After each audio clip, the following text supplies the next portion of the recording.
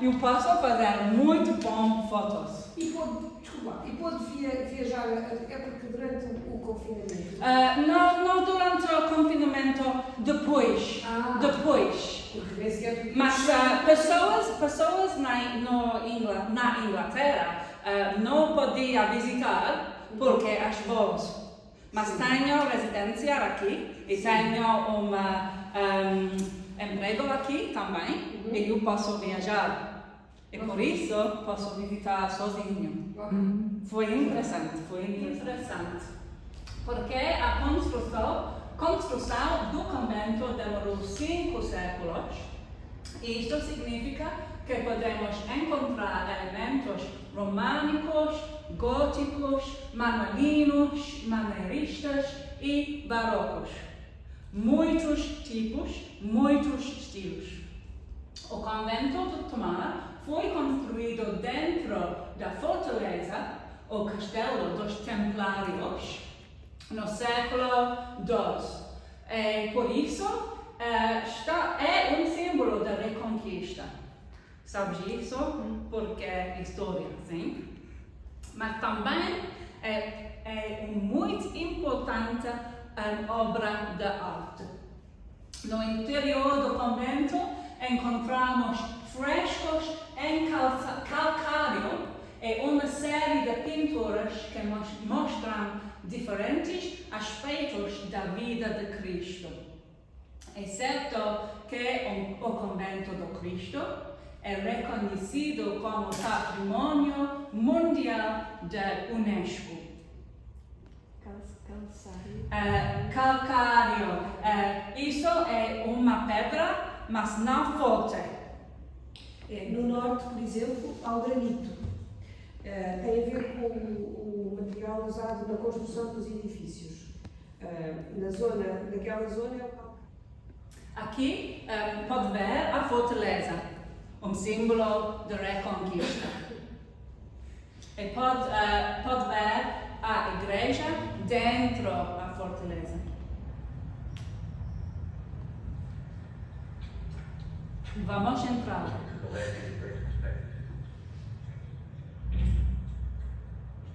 Paredes da fortaleza também. Isso é que foi um privilégio. Vamos entrar, mas antes de entrar, vamos ver as gárgulas e as quimeras. Isso é? Quimeras.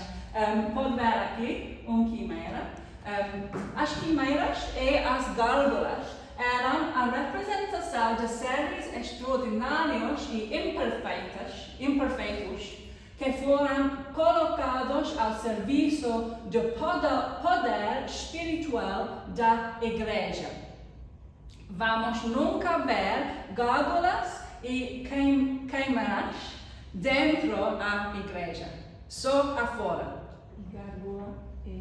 Gárgula é como isso, mas água aqui, a boca. Mas isso é quimera para proteção e poder. Sim? Mas isso com água vai ser uma gárgula. Eram mantidas fora do espaço sagrado, mas eram as suas protetoras. E pode ver aqui. Não é para fazer medo a... É. A ideia é exatamente essa. Temos sempre que pensar que uma igreja é um espaço sagrado na terra. As paredes da igreja delimitam o chão, um espaço sagrado. E esse espaço tem que ser protegido das tentações e dos males que circulam entre nós. E o diabo, não é? O mal, todos os dias nos tenta convencer a cometer atos e tal, para nós irmos parar ao inferno. Estes animais fantásticos, esculpidos nas paredes de fora da igreja, servem para proteger o muro da igreja desse mal, entende? E, portanto, temos as gárgulas que têm uma dupla função, a proteção e afastar a água da pedra, que é para não estragar a parede, não é? E temos as quimeras, que só têm a função de proteção. Ilusória, claro, não é pedra. Obrigada. Aqui temos plano do castelo. Aqui são paredes de fortaleza e aqui temos uma rotunda. Isso é quando onde é a igreja.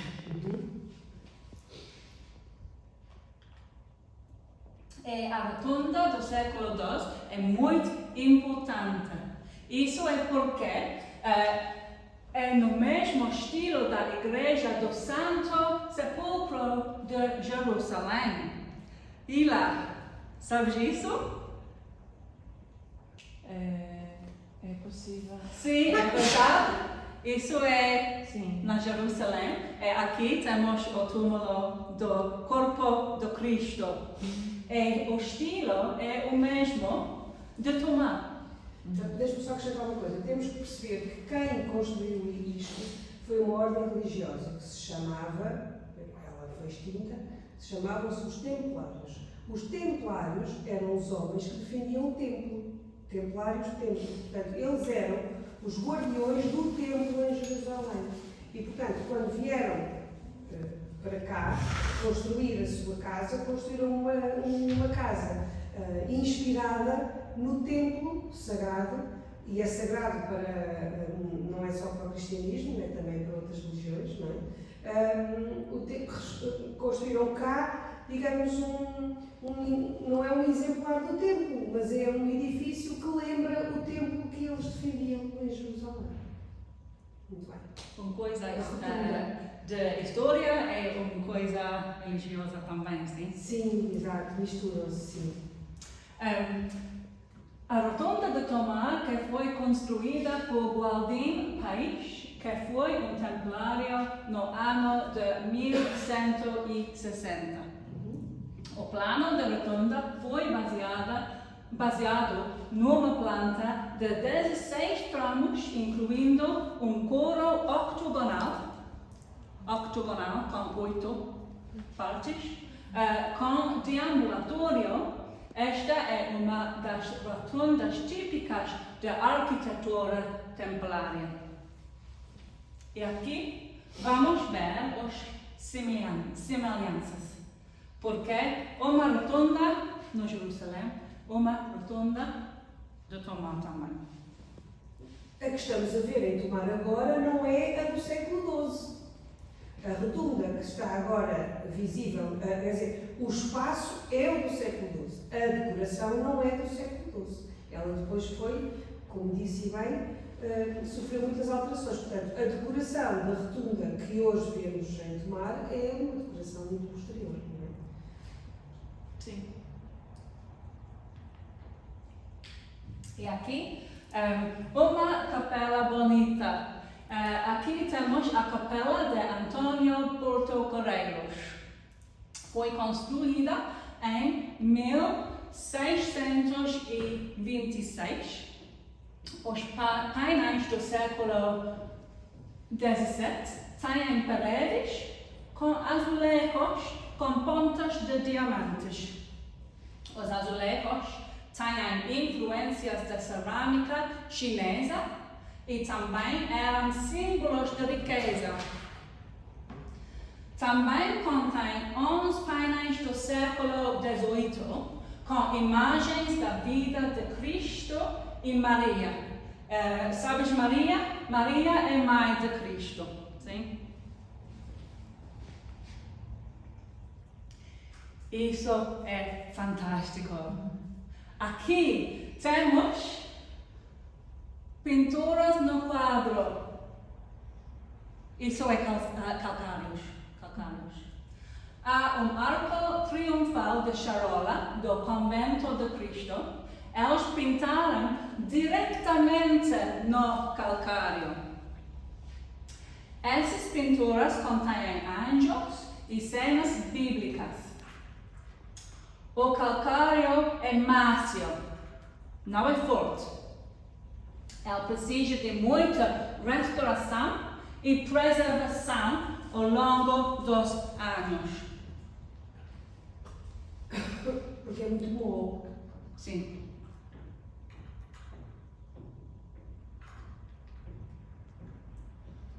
Pode entrar e não esqueça de olhar para cima. É importante. Bonita. E para baixo. Sim, também. Pinturas de charola do Convento do Cristo. Já do século XVI. Atenção. Não são do século XII. A charola contém muitas pinturas religiosas sobre a vida cristã. Aqui pode ver, projetado para contar a história da vida de Cristo. E os quadros foram pintados por Jorge Afonso. Foi um importante pintor para os reis. Olá, bom dia. Sim. O pintor renascentista.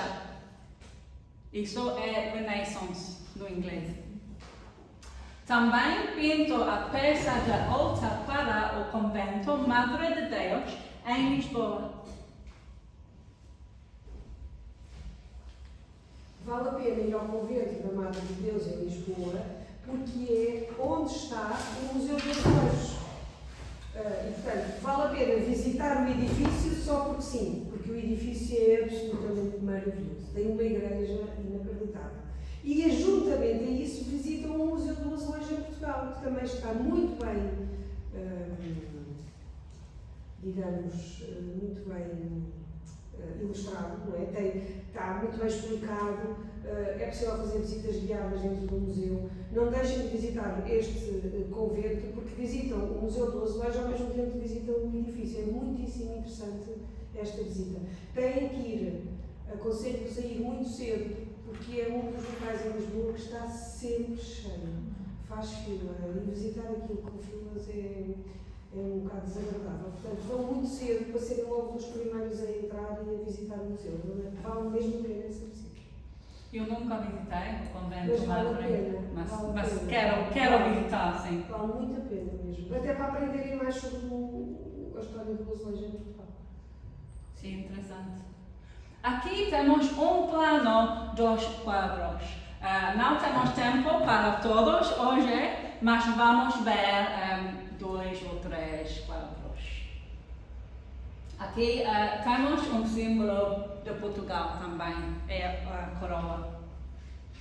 E temos muitos quadros sobre a vida cristã, por exemplo, aqui isso é a ressurreição de Lázaro, um milagre da Bíblia. Temos, por exemplo, a ascensão de Cristo. Vamos falar disso tudo a seguir. Aqui temos a entrada de Jesus em Jerusalém, pintura de Jorge Afonso. Usa muitos detalhes para as roupas.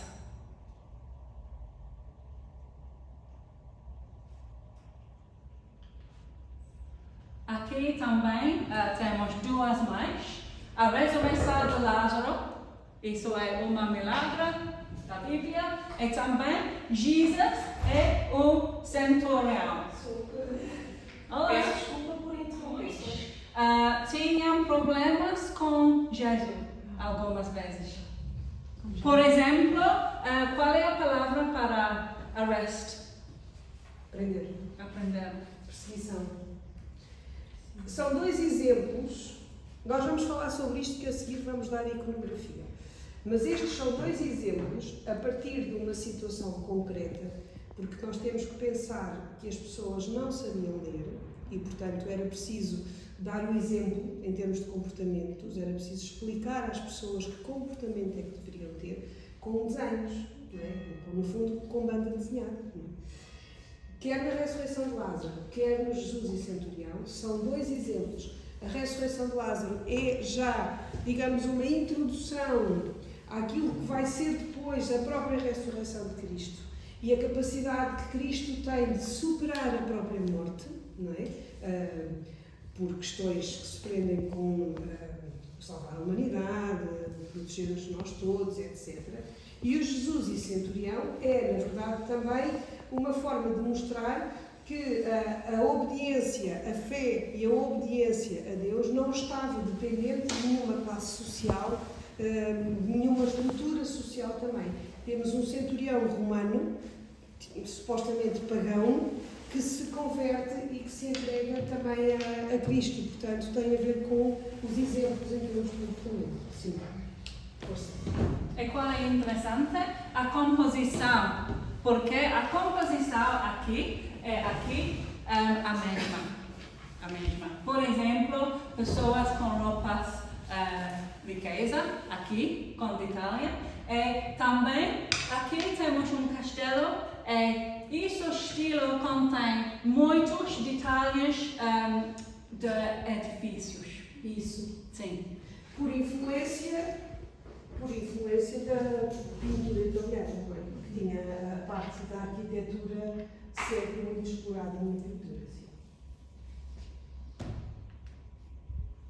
Aqui vamos ver a ascensão de Cristo. Cristo vai subir para o céu. Sim? A composição está dividida em duas partes.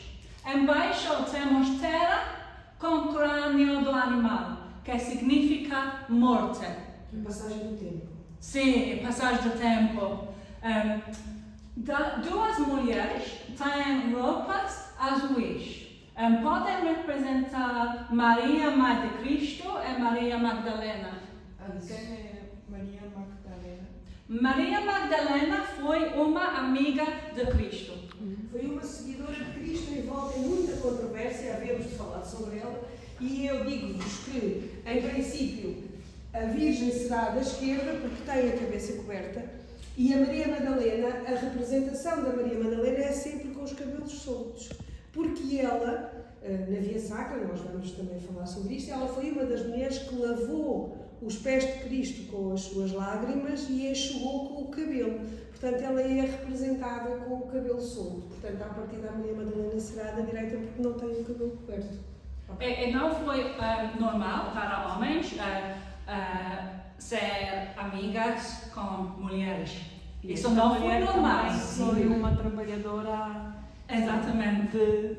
Já se falou que ela era a namorada de Cristo, mas depois Cristo, não é? Porque os homens da igreja fazem o voto de celibato, Cristo tinha que estar sozinho. Cristo. Já se disse que ela era uma prostituta, que ela era... Sim, isso.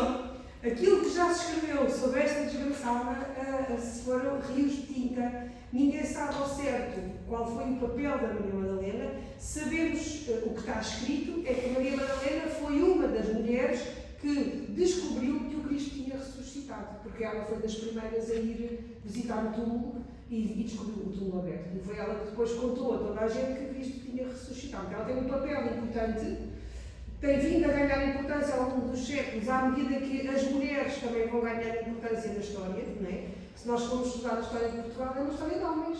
Quando nós tivemos rainhas absolutamente extraordinárias e fundamentais para o desenvolvimento económico, político e social do nosso país. Nunca foi dada importância às mulheres na história. E na história religiosa muito menos. Então a igreja é feita de homens. Não há mulheres na igreja. As mulheres só servem para desencaminhar os homens, certo? E para atrapalhar. Dizem eles. Sim, Jesus tinha muitos amigos de pobres, mulheres, doentes. Sim.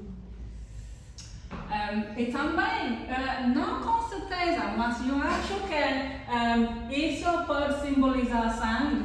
Porque esse é o São João. Vermelho. São João. É o São João Evangelista. Cristo pediu. Cristo tinha 12 homens que o acompanhavam, os chamados 12 apóstolos.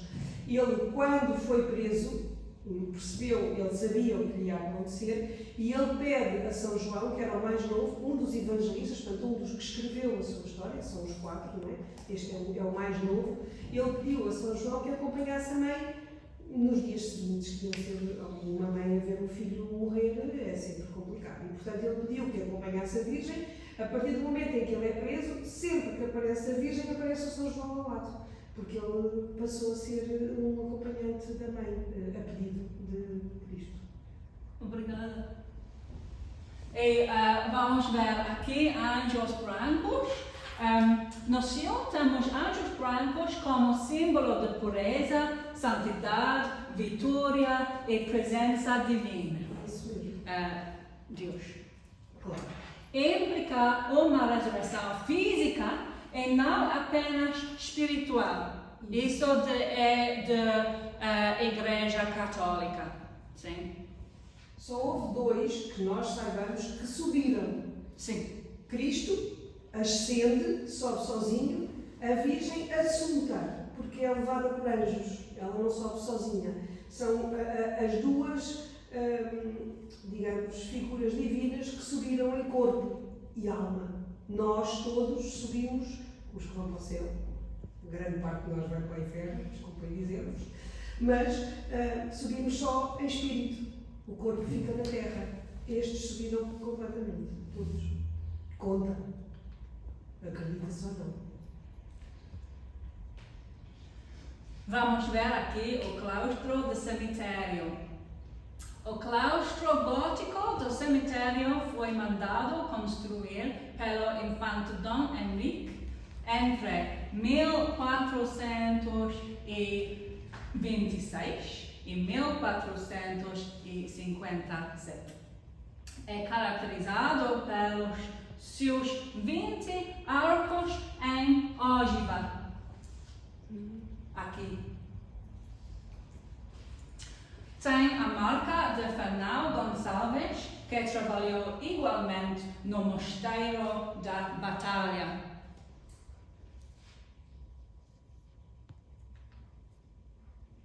E aqui temos a minha parte favorita. De toda a gente. Sim, toda a gente adora isso. A janela manuelina. Na fachada oeste do convento há uma janela construída entre 1510 e 1503 durante o reinado de Dom João III. É um dos maiores exemplos da arquitetura deste estilo em Portugal. O estilo manuelino foi um estilo da arquitetura gótica e portuguesa que se tornou popular no século XV. O estilo reflete a era dos descobrimentos. Não, nada. Ponto. Foi no reinado de Dom Manuel. Por isso é manuelino. E o manuelino não é um estilo. Encontra isso escrito em todo lado. Mas o manuelino não é um estilo. O manuelino é a decoração usada no reinado de Dom Manuel. Por isso temos o manuelino, também temos, por exemplo, o joanino, que é no reinado de Dom João. O que aconteceu, e havemos de falar nisto já a seguir, é que o manuelino, quando no final do século XIX, princípio do século XX, os países europeus, todos eles, procuraram uma época na sua história em que tivessem sido diferentes dos demais, em Portugal achou-se que aquilo que se construiu no período manuelino era diferente do que se tinha feito no resto da Europa. E, de facto, é diferente não pela decoração em si, é diferente pela exuberância, pelo exagero da decoração e também pela forma absolutamente insana como isto se propagou pelo país inteiro. Temos, os outros países também têm o manuelino, também têm a decoração manuelina, não os têm, é desta forma maluca como se fez, desculpem o termo, como se fez em Portugal. Portanto, fez-se uma decoração mais exuberante ainda. Dom Manuel usou esta forma de decorar os edifícios e que lhe era mais útil do que aquilo que já se fazia em Itália no Renascimento, depurada, sem decoração, uma arte mais erudita, mais retilínea. O Dom Manuel o preferiu prolongar em Portugal, no tempo, esta forma um bocadinho barroca já de decorar. O que vocês vão encontrar que está reflete os descobrimentos? Não. É isso que está escrito nos livros, porque quando se achou que o manuelino era o estilo português, era aquilo que representava a arte portuguesa, quis-se forçar as cordas, os nós, quis-se ligar, como o Dom Manuel é, na verdade, o primeiro imperador de Portugal, não é? Portanto, quis-se colar a decoração àquilo que se fazia nos descobrimentos. Mas faz parte, as cordas, os nós, vamos encontrá-las também no resto da Europa. Faz parte da decoração. Nós vamos explorar esses motivos e aí sim radica a diferença, se quisermos, a forma como vamos explorar esses elementos, de facto, é original. Não é suficiente para constituir um estilo. Portanto, o manuelino não é um estilo, é um período. É o período do Manuel, que vai entre 1490 e 1521. O Dom Manuel vai reinar, não vai viver, vai reinar entre 1490 e 1521. Portanto, o Dom Manuel, 1510, 1513, está incluído no reinado de Dom Manuel. Portanto, não é um estilo, é um período. Nós não dizemos estilo manuelino, dizemos o período manuelino, que é o reinado de Dom Manuel. Assim que Dom Manuel morre e Dom João III, filho de Dom Manuel, sobe ao poder, aí Dom João III adota a linguagem renascentista. Não é que Dom Manuel não tivesse adotado também, mas depois decorava com esta loucura. E isto atrai. Isto é uma das nossas Mona Lisas, que vem tudo a Portugal e tudo tem que ver a janela que depois está escondida. Certo? A janela depois está escondida. É preciso subir ao claustro e espreitar para se conseguir ver esta janela, que não está assim aberta, não é? É uma janela até difícil. Ela aí até está um bocadinho suja, ela já esteve melhor. Não sei se ela está assim outra vez. Ela está assim outra vez, porque ela foi limpa. Obrigada. Mas está suja, assim, a janela. Suja. Preta. Sim. Já esteve melhor. Com tempo, sim. Pois. Okay. E aqui em cima vamos ver o cruz. Isto é o cruz dos Templários. Não. Não? É a cruz de Cristo. Os Templários eram os donos, eram a ordem religiosa que tinha este mosteiro e outros. Os Templários foram extintos. E o Dom Dinis, o rei que viveu no século XIII, conseguiu, pediu autorização ao Papa e transferiu e criou uma ordem religiosa, a Ordem da Cruz de Cristo. Sim. E transferiu o património humano e material dos Templários para a Ordem de Cristo. Por isso é que é o Convento de Cristo, porque é uma nova ordem religiosa que foi fundada. Esta é a cruz da Ordem de Cristo, que passou a ser a ordem que possuía este... A ordem da igreja. Deixou de ser dos Templários e passou a ser a ordem de Cristo. Obrigada. E temos aqui uma outra obra da arte. Isso. Temos o claustro de Dom João III. Este sim, estou a ver, já não é manuelino. Sim. É renascimento puro. Temos um cruz aqui também. É considerado uma obra-prima do manierismo europeu. E temos 2 pisos também. E temos mais, mas não tenho tempo hoje para tudo. E aqui tenho uma bibliografia e se quer eu vou enviá-lo para tudo. E muito obrigada.